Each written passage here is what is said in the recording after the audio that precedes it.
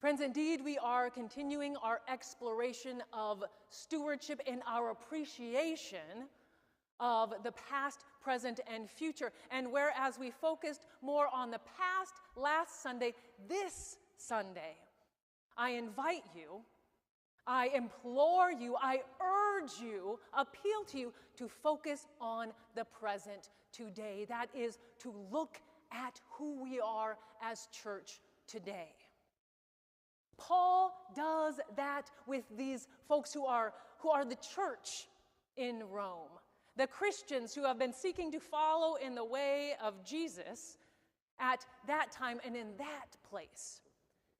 He is inviting them, encouraging them, challenging them to give the entirety of themselves over to God. That's what it is, friends, to be a living sacrifice. That's what it is to be a sacrifice in the first place. Sacrifice isn't having to burn something up on an altar so that those beautiful, wonderful, tasty smells go to God who lives up on high.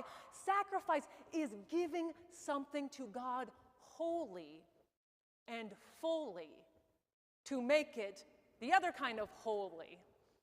It makes it sacred. That's indeed, those two words are connected, sacrifice and sacred. To make something sacred, to make it holy, what do? You give it to God. So Paul invites this community, and we too, my friends, I believe, are invited to give the entirety of ourselves, our entire bodies. We indeed are embodied beings, right? To give all that we are, all that we have over to God. Kind of makes you think about something Jesus may have said one time about loving God with all your heart, with all your soul, with all your mind, with all your strength, right? Just in case you didn't get the idea, everything you have, everything you are is to be given to the divine and to God's ways of love, of justice, of peace, of compassion, of beauty, of joy.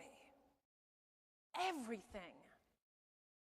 That's what God asks of us.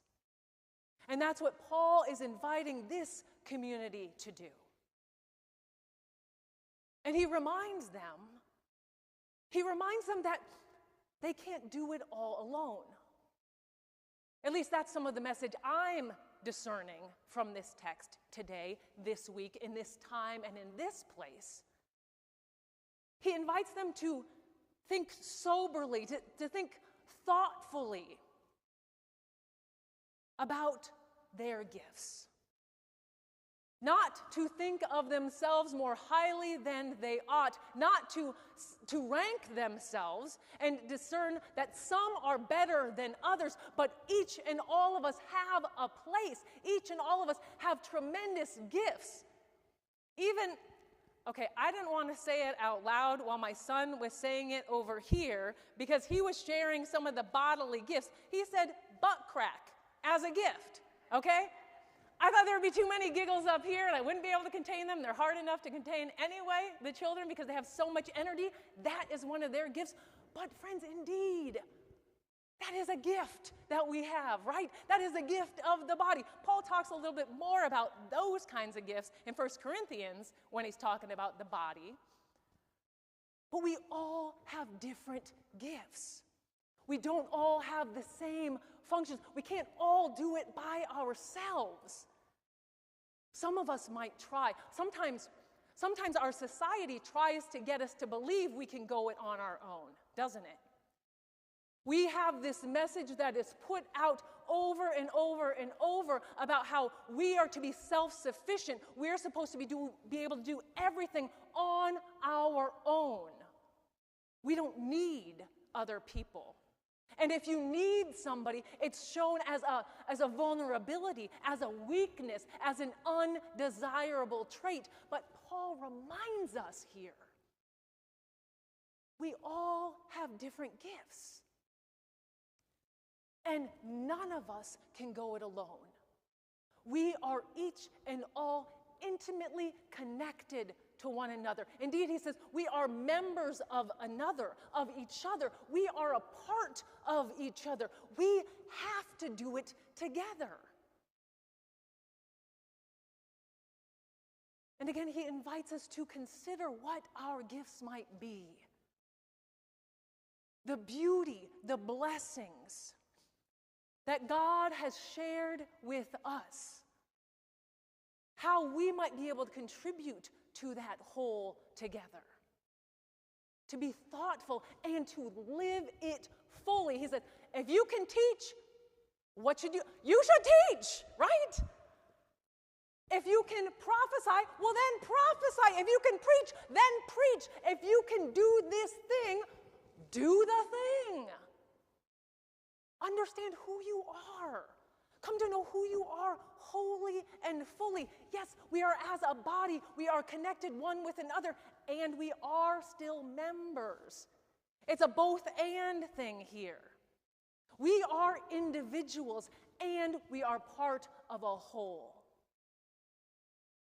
So what are your gifts? Who are you? Who does the divine call, inspire you to be? How is God challenging you to live your fullness more wholly and fully, to share that? To share that with this community and to share that with our broader community. Friends, I'm guessing you won't be surprised to hear that not just one of us in this place, in this space, who call First United their church home, not one of us alone can fund the entire budget. Not one of us can maintain the entire grounds and building of this congregation. Not one of us can do all the ministry that we dare to do together. We need each and every one of us. Not one of us alone can solve all the world's problems. And we, each and every one of us, have tremendous, beautiful, amazing gifts. Those that we are invited, that we are called, that we are urged to share with one another.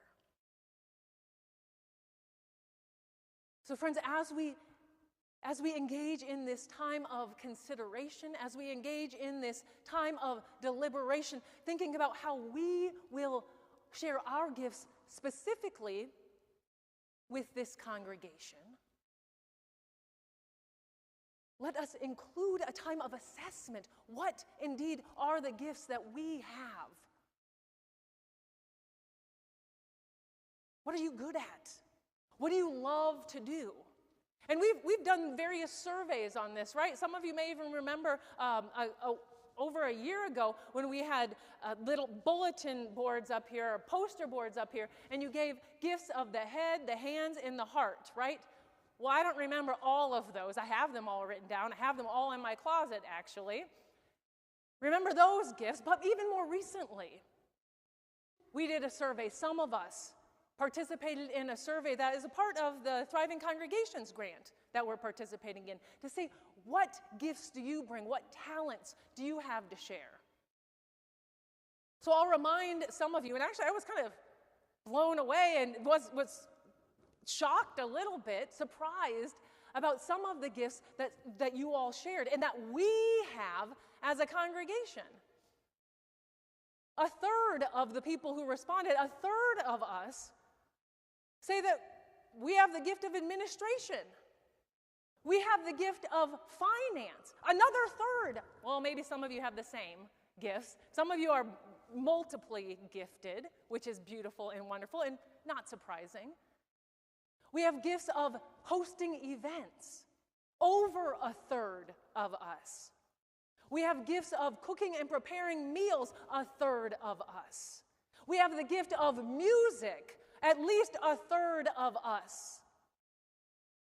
We have gifts of public speaking. That was the highest The highest of all the gifts, 13 people out of the 30 who responded said that they have the gift of public speaking. Friends, if you have the gift of public speaking and you would like to share that in this place and in this space, please come talk with me.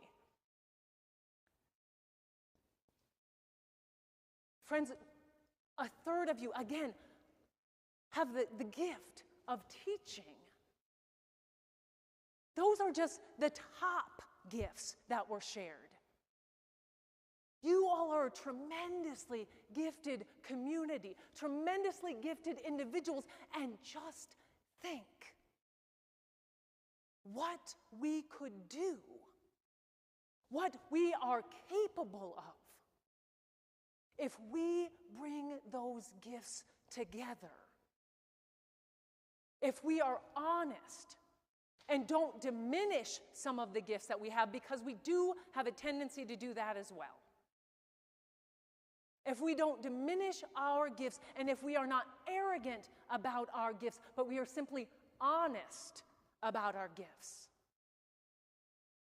and we bring them, and we bring ourselves to the body of Christ, to this community of faith, and we give them over to God to share love and justice and peace, to work for joy, that everyone may thrive in this world. Think what we could do.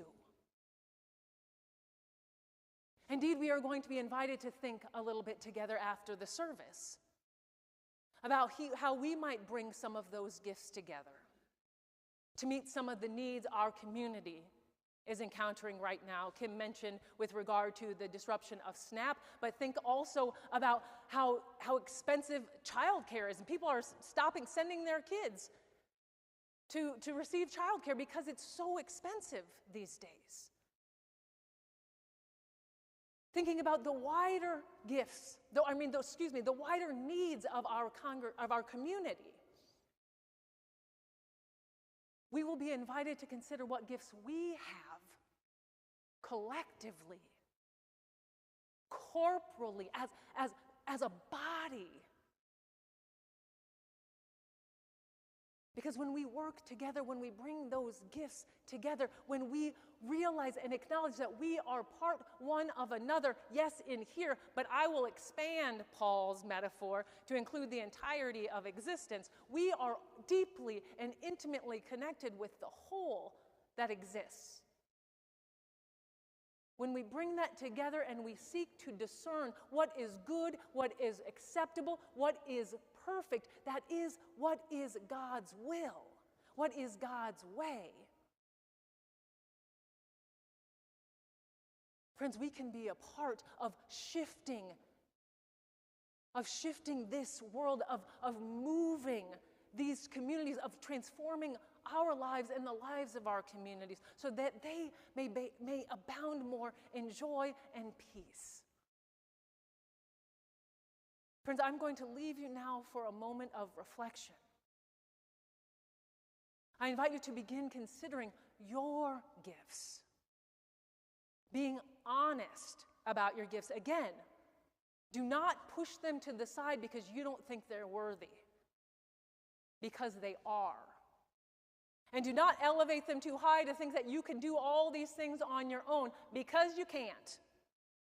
You are amazing, and you are gifted, and you are wonderful, and you are a part of a body, and you can't go it alone. We're not meant to go it alone.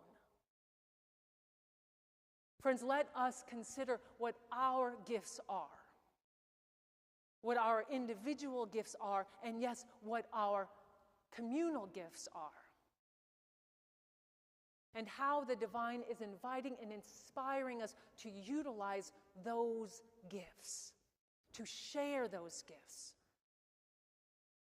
to co-create with one another and with our God more beauty, more justice, and more joy, here and now.